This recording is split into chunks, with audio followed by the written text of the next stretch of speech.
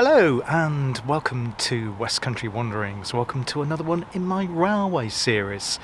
It's actually my 100th railway series video today. I've actually done about 520 videos in total thereabouts, probably a little bit more than that. Where are we today though? We're in the county of Gloucestershire and we're in the beautiful Cotswold town of Cirencester. In fact, it was a Roman town. We've done a separate video about looking at Roman parts of Cirencester, although we'll be touching on other parts of that today. It's part of our story.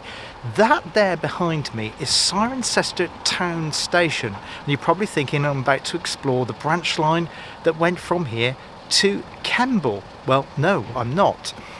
This, though, was the original terminus of the line from London, which then got extended on to Cheltenham, which is the longer way round. Because if you go the other way, the shorter way, it takes off about 18 miles. I think it's 44 miles following the Golden Valley line from Cheltenham Spa Station through Kemble, down to Swindon, through to Paddington. But there was a shorter way, wasn't there? Yes, there was. It explains it all in this book. Book about the Midland and South Western Junction Railway, and it's to a location of another station that was here in Cirencester at a place called Watermoor. Now, Watermoor in Cirencester is a very interesting place indeed, and we're going to have a look at there to find the location of the original station site. But there was a lot else in that area as well. So I hope you can join me again here on West Country Wanderings, another railway series adventure here in the beautiful town of Cirencester. So yes, this is the former Cirencester Town Station. It's good to report it's actually going under a lot of renovation and restoration. It's a unique building. I think it was designed by Brunel. I'm going to put some photographs of what it looked like when the station here was opened.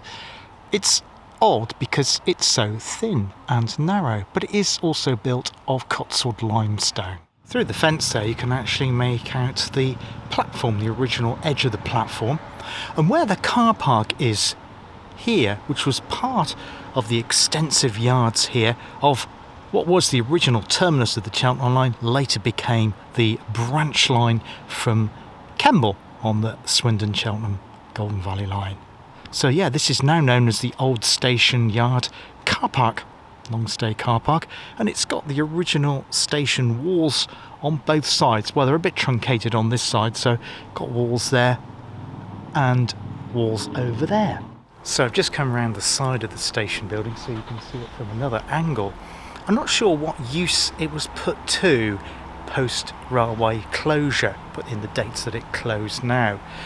But I think it was used for offices, perhaps town council offices, but I think it's been empty for a number of years, and I think they're probably getting it restored so it can be taken back into civic use again, to build a use for this fantastic building, reminder of the railways that were once here in the town of Cirencester. Now, unfortunately, Cirencester is no longer rail connected, which seems to be a bit of a shame because it's become a very busy place. It's a meeting place of lots of roads, another legacy of the Romans. And the nearest station now, of course, is over at Kemble. And there isn't a very, very good bus service. It's not good at all connecting with trains to take you into Cirencester. So it's just a shame that it once was rail served by two stations taking you into different directions, and now alas no more. Well, I'm going to head over now to Watermoor, which is a really interesting place in its own right, and I think most visitors to Cirencester tend to miss that corner of Cirencester because it has the most important Roman remains of this former Roman city, and a lot of it gets overlooked. So let's go and head over there now.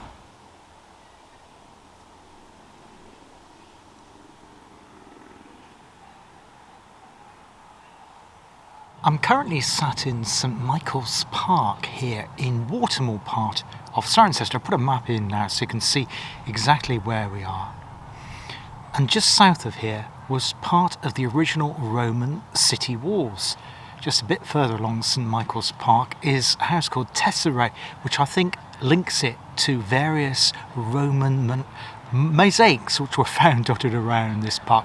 Lots of hoards of Roman coins have been found, and if you look at the old map, I think it was around 1910 that I found, looking for the site of the station, the various bits of the Midland and South Western Junction Railway, you can see that the Romans were very, very dominant in this part of what was Corinium. It's a very, very interesting area, and as I say, the tourists tend not to come here.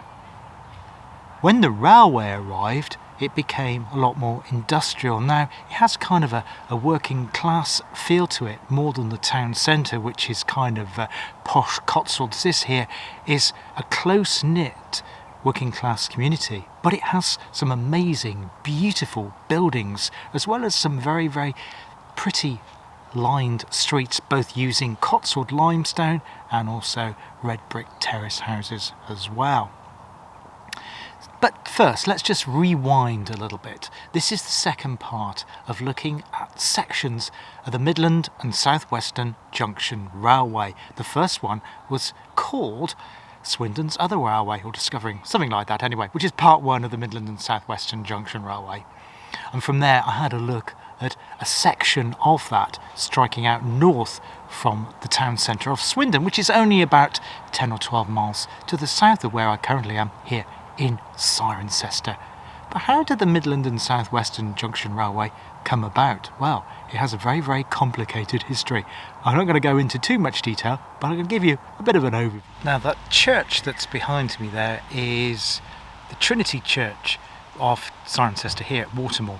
I didn't even know it had a separate church like that. It's well worth exploring in its own right. So if I can include a couple of photographs from it now, which I took on my wander around here the other day. In fact, I only discovered this part of Cirencester recently. I had a trip to go into Cirencester, and various roads are closed because of roadworks, more of it which we'll see in a bit, because it links into where the station site was. So it's all been a delightful pleasure. There is a cafe here, but it seems to be closed at the moment. Normally it's open 9 till 5.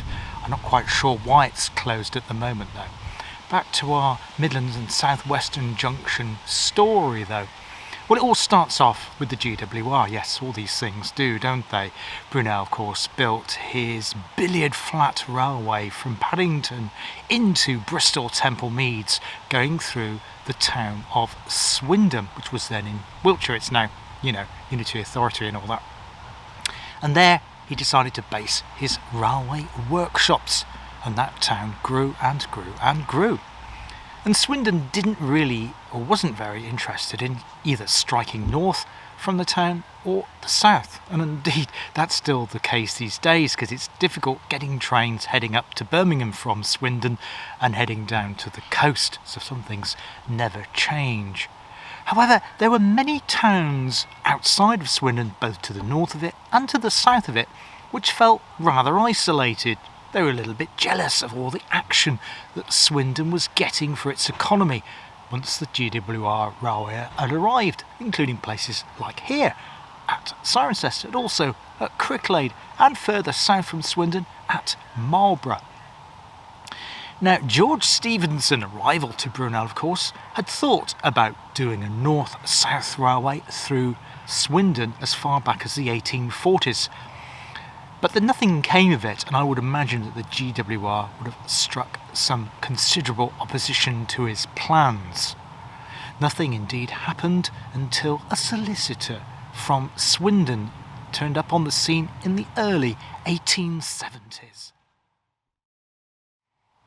That solicitor was one James Coppleston Townsend, a very prominent solicitor in Swindon, say just a few miles to the south. And his plan was to expand outwards from the town of Marlborough. Marlborough had gained a GWR branch off the Berks and Hants line, that misnamed line, which I never understand why it's called that, but it's the line that goes from Taunton to Reading in Berkshire. And they had a branch of it from Savernake going into Marlborough. It didn't really do much for the town's fortunes though. In fact, Marlborough College, the people still preferred to travel by, well, horse and cart it would have been, up to Swindon to catch the train to London and various other places. Now his plan was to use Marlborough as a hub and to go north from Marlborough to Swindon and south from Marlborough to Andover, where it could connect to the London and South Western Junction Railway to places along the south coast. That was indeed the plan, and it started. The building started. However, it had a major problem in the town of Swindon. They decided to build a tunnel, a large tunnel underneath Swindon Hill, effectively Old Town Swindon. But that geology there is highly complex with lots of springs, something that the GWR engineers would later to encounter when they were building the Severn Tunnel underneath the Bristol Channel. It had to be abandoned and they had to have a rethink. They rerouted the line around through Rushy Platt, which is what we looked at in the first episode here. The line opened at Swindon in 1881. And it was then connected southwards right through to the Hampshire town of Andover. But there was to be another railway, the Swindon and Cheltenham Railway, to connect Rushy Platt up to the town of or rather village should I say, of Andoversford, nothing to do with Andover further south, to connect it onto the Midland line running into Cheltenham, an important town in the Cotswolds, or just off the edge of the Cotswolds. So they decided to then head north from Rushy Platt, striking out from Swindon in this direction, going through a place called Ashton Keynes, and then through Cricklade as well, where there is, well, we've touched on this before, the Heritage Railway line that goes just north of Swindon from Blunsdon to just south of Cricklade. They arrived here, and the station here opened at Watermoor in 1881, at the end of 1881. And that was at Watermoor Station, which is now in the middle of a roundabout. But that's not all that was provided here. Although this station had a slight disadvantage from its earlier counterpart that we saw at the beginning of the video, the GWR branch from Kemble, it was a little bit further away from the town centre. It had advantage because it wasn't right in the town centre, it could expand, so the land was a bit cheaper, and so they decided to build some engineering workshops here, some locomotive sheds, lots of cattle pens and a turntable, and they were slightly to the west of Cirencester Watermoor station site. Now, what I plan to do next is to have a look. We'll have a look, see what we can see. You won't expect to see anything of the station here, Cirencester Watermoor. It's long gone, but we can see the site of where it once was. I'm hoping then to have a look over the other side of that roundabout to see if we can see anything of the lines of where there were the cattle pens and the locomotive workshops and sheds. I don't think there's going to be any buildings, but perhaps we can see it in the line of the road. And then I think, where we'll probably get more luck of, we're going to be heading over what's known as City Walls, where there is a nature reserve, and I think an embankment where the line struck out from Cirencester, heading north to the village of Andoversford via Chedworth and the tunnel. So I hope you can join me again, and we'll just have a quick tour around it, because something's just attracted my eye. Just the opposite side of where I'm sat is Bingham Hall, which is an important venue here in Cirencester for events, and the wall that kind of goes around the outside of St Michael's Park here. Incidentally, it's connected to the large house over there, which I think now is a nursing home, which is Watermoor House. And I think round about here, as well as being lots of Roman remains, was also Cirencester's workhouse. Yes, I don't think there's any remains of that though. But the wall is interesting. Let's go and have a closer look. So Bingham Hall is just over in that direction. It's a mighty fine building, still used for events, etc. And you have this typical Cotswold stone wall here bordering St Michael's Park, pavement and road over there. I think, is it called Castle Road, I think? And you have these abutments which are building or supporting the wall. Have a look at them. I think these are railway bricks. They are blue bricks.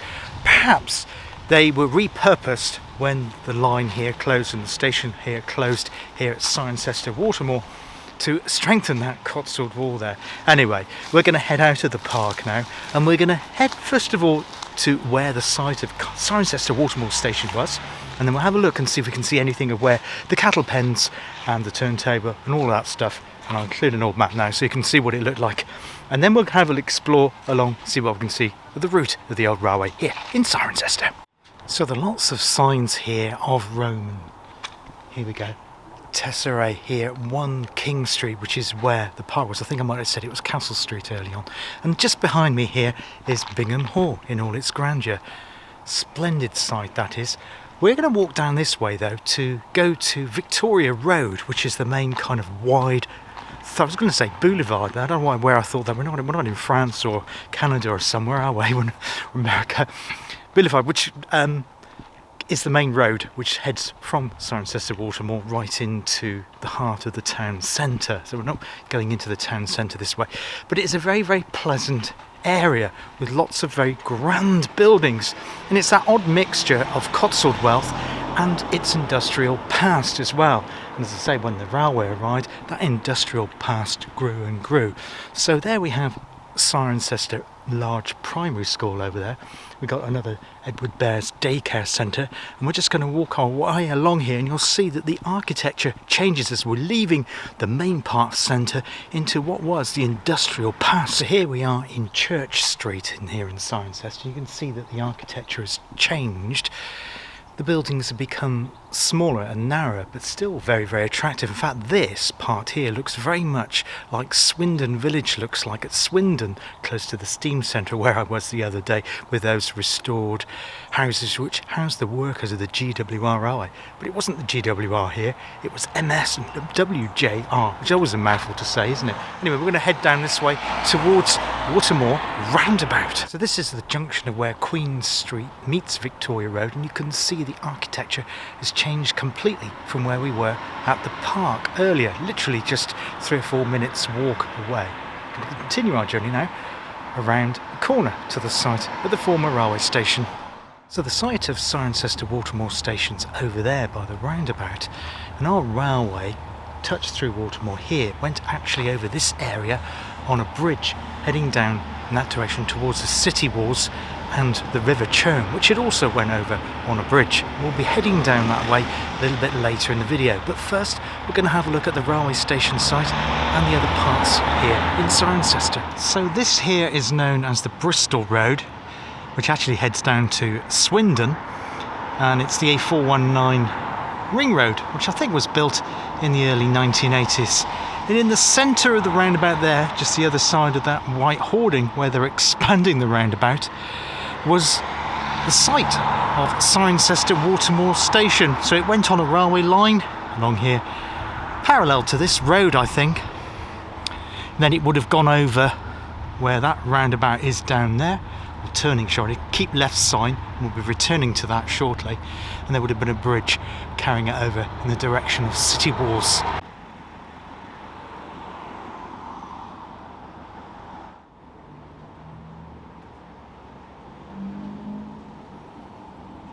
Well, I do think we've found something here. I've just gone underneath a subway, just on the edge of a large housing estate. That roundabout's to our right, which is where the station was. And we have here remains of bricks, and we also have a concrete structure as well sticking up. That certainly remains of the Midland and South Western Junction Railway here in Cirencester, but what exact part of it I'm not too sure. Remember, the station's over to the right, and there were extensive sidings and cattle docks and all kinds of other things related to the railway this side of the roundabout. So I'm going to see if I can follow it around a little bit further. Now here you can make out a definite embankment which would have certainly carried tracks striking down in that direction, I think in the direction of Gregson Subway. Now this here is known as Midland Road. It's the turning off the Watermoor roundabout, heading down in the direction of Siddington. And you have a look at the buildings here. We have what is now known as the Shaker Workshop. It's been restored. Look at that building that's coming up in the centre of the screen. I'm certain that's something to do with our railway. Let's see if we can get a closer look. Let's get our bearings. Over there and to my left is the roundabout where the station was. That's where the remains were, that edge of the roundabout, and back down to the centre of Watermoor. And I think we go over in this direction, Emmervale Court. Let's have a look in there. Now I think that's part of our railway building, but what it was, I'm not entirely certain I know. I need to do some more research on that. Let's have a look around the other side. For this direction we have an incredible building here which is on the line of our trio of lines heading out of Watermoor station, which ran parallel to the site and served the needs of the town in terms of freight and cattle and servicing the various locomotives that operated on the Midland and South Western Junction Railway. Now this building here, which is a private residence, is nothing to do with our railway. I've just spoken to the gentleman that actually lives there. Thank you for your information. It's part of the Thames and Severn Canal. Yes. And of course the Cirencester arm, which left at Siddington, which we have covered, and most of the Cirencester arm is actually built over now, as you can see it is the case down here. It actually came up this side of that building along here, and it would have gone up where it terminated in this area, this part of Cirencester. Nothing of that section of it remains, but wow, yes, so back to the Thames and Severn Canal. Nothing to do with railways, but still fascinating part of our story. Well, there's a bit of an extra canal bonus there. You can see repurposed blue bricks along here. I don't think these are in the original situation though, but they have been reused running along there. And there's our, I suspect, railway building next to the older rounded canal building alongside the Cirencester arm. It looks like this would have been used for some kind of warehouse or storage, possibly earlier, and then readapted for the railway when it arrived here in the earlier part of the 1880s. Anyway, we're going to make our way now over the Siddington Road, what's it called, Midland Road there, to that derelict Guardian self-store building, the grey one there. And because I think there's something on the side of it, possibly a railway embankment. Well, I think the clue is in the name here, Bridge Road. That's that self-store place on the left, the grey building. And over there you can see an embankment, and I think that's where our railway came up from the town of Swindon. Let's have a closer look. So that's the line of our railway. There is a fence on it, which I had suspected would be the case, but we've got a nice line of trees, which of course wouldn't have been there when the railway line was open. So we're now looking back along the railway line in the direction of Cricklade, Ashton Keynes, Swindon and all that, down to Andover in Hampshire eventually, where it met up with the London and South Western Junction Railway. And that's looking in the opposite direction where there would have been a bridge, and I think I can see just there a little bit of remains of the bottom to the bridge underneath the self-store. And the other side of the self-store, of course, is, or was, Cirencester Watermoor railway station. And that's all that's left of our bridge here, the Love Lane part of Cirencester, which is a large kind of shopping out of town development. Nowadays industrial units, and that's all that's left. Oh boy, would the railway ever be needed now with all the dense traffic and lorries in this part of town. So we now come back into Watermoor, now at City Bank Road here in Cirencester, Cotswold District Council. Just before we do head down in that direction, there's something over here. Again, nothing to do with railway though. Lovely plaque issued by the Cirencester Civic Society. This was the site of the southeast gate of the city walls, which was then going on to Ermine Street, which led out of Corinium towards the town of Cirencester. Cirencester, I think, is in Hampshire. I'll have to check on that. I don't think it's in the West Country Wanderings region, it's more southeasty way. But yeah, so road here down to Cirencester, part of the Romans, nothing to do with our railway, of course. We're going to head round this way though to pick up the line of our railway line. Before I do that though, just show you the building behind me. This was a former iron foundry, and it's highly probable that that sprung up after the railway arrived here in the early part of the 1880s, which then meant that this part of Watermoor became industrial and goods could come in and out, heading in a both northerly and southerly direction. The building behind me is Langley's Mill. It's a former grist mill powered by the River Churn. So we've just come down the City Walls Road here, and we're just about to enter into a nature reserve which is looked after by the Gloucestershire Wildlife Trust. And in front of me here we have a hare, and this is actually known as the Hare Trail. You can follow all these trails from this direction of Watermoor right into the town centre. Particularly a lovely example there, isn't that delightful? So now walking through Citybank Nature Reserve. As I say, we're not in a city, we're in a town, but of course it was Roman city of Corinium. And you can actually make out a line in the ground here in this wonderful nature reserve, which is like an oasis right here in the heart of the town, close to both Watermoor and also not far from the town centre. Sorry, it's gone a little bit dark because I went under the tree there, but it's definitely a dead straight line which edged the town. So I'm half in Cirencester, half out of it. Well, the Roman version of it at least. City Walls Nature Reserve is of course where Watermoor gets its name from. It's in effect a moorland which floods because of the River Churn. It gets very boggy here with those water meadows over there, hence the name Watermoor. So yeah, and it's another reason why this section here can't ever be built on. Cirencester is forever expanding with huge new housing estates which are forever encircling the ring road, which they completed in the 1980s, but they can't build out in this direction because any house building on there will soon be flooded. There's an interpretive board here provided by the Gloucestershire Wildlife Trust, and you can see there we're down at Citibank in the bottom right hand corner of Cirencester, if you like, just to the south of St Michael's Park where we started today's video, and we're in the marshlands, and it does say ghosts of the river. Past excavations suggested in Roman times this was a waterlogged area hosting two causeways dating to the 1st century AD that cut right through the marshland here at Watermoor in Cirencester. Probably thinking, Paul, well, enough of all this Roman stuff, what about our railway, as this is a railway series video? Well, actual fact, the line of our railway came right through there. You wouldn't know it now because all new load of housing was built in the 70s and 80s, and the embankment was completely scrubbed out and removed. However, that's not the case right in front of me. Up there is the embankment of the Midland and South Western Junction Railway, striking northwards towards the village of Andoversford and thence on to the town of Cheltenham. So that's where I was doing that piece to camera down there. In fact, I'm not sure if there was a bridge here, but it certainly was a continuation of the embankment to take it over to the Cirencester Watermoor station site. Now that very, very busy and being rebuilt, roundabout, no housing down there originally. However, this side of it we have a complete walkway following the old railway track bed, which is most delightful. In fact, it's not actually marked on the OS map, but well, there might be like a tiny little grey dotted line. It's certainly not marked as a right of way though, but we're going to follow it along here to see what we can find next.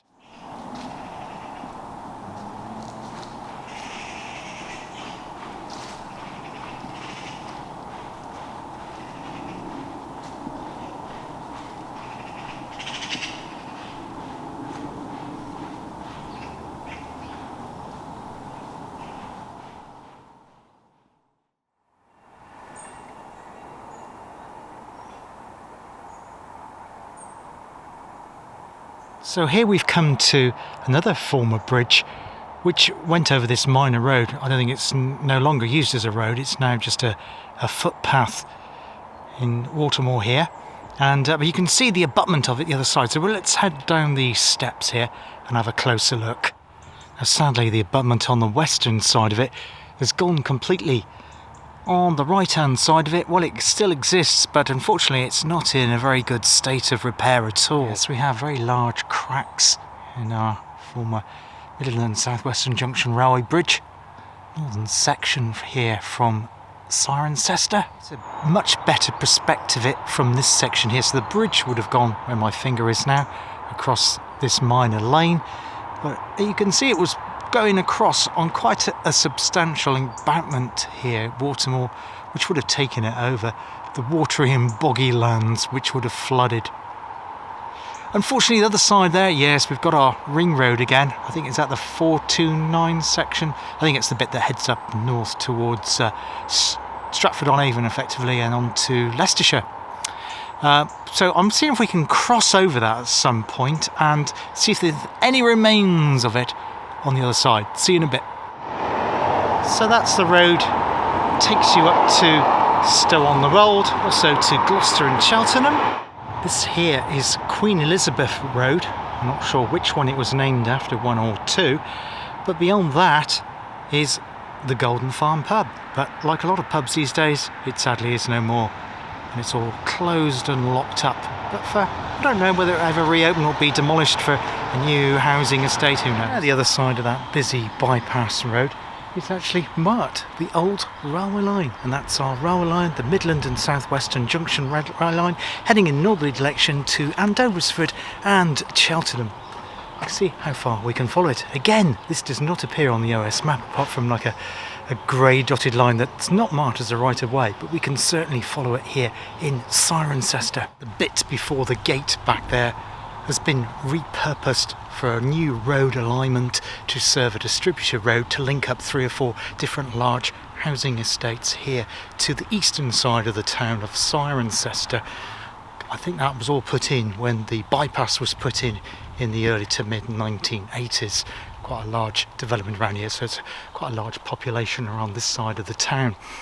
But there is something else coming up here. You wouldn't know that this line was here if you just looked at the map. So this is a real good find. Good to see that confirmation sign there, courtesy of Cirencester Town Council. I wonder how many visitors and tourists that come to this part of the Cotswolds even know about this line's existence and this delightful railway track here in the town. Now, the bridge that's behind me is a bit of a curiosity. It certainly doesn't look like it's of Midland and South Western Junction Railway original construction. Indeed, it looks like it was built much later with these concrete pillars and a later additional limestone parapet. Certainly no blue or red bricks here used, unlike the parapet we saw earlier near the River Churn.